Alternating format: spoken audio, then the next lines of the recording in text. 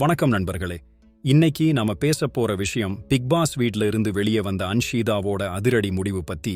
காதலுக்காக கண்ணீர் விட்டு அழுத பெண் இப்போ எப்படி தன்னம்பிக்கையோட மாறினாங்கன்னு பார்க்கலாம். பிக் பாஸ் தமிழ் சீசன் 8 முடிவுக்கு வந்துடுச்சு நண்பர்களே.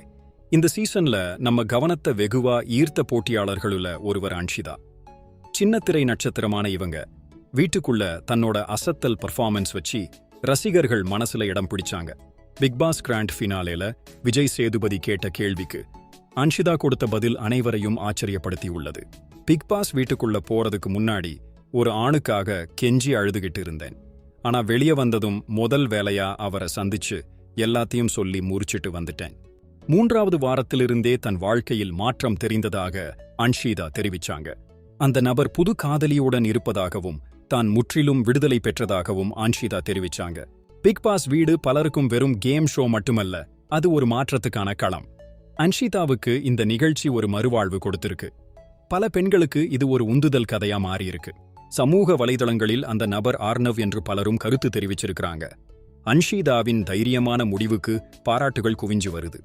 நண்பர்களே, இந்த கதை நமக்கு சொல்றது என்னன்னா, எந்த உறவும் நம்மை சிறைப்படுத்தக்கூடாது. மாற்றம் என்பது எப்போதும் சாத்தியமே. தன்னம்பிக்கைதான் வெற்றிக்கான முதல் படி. உங்க கருத்துக்களை கீழே கமெண்ட்ல பகிருங்க.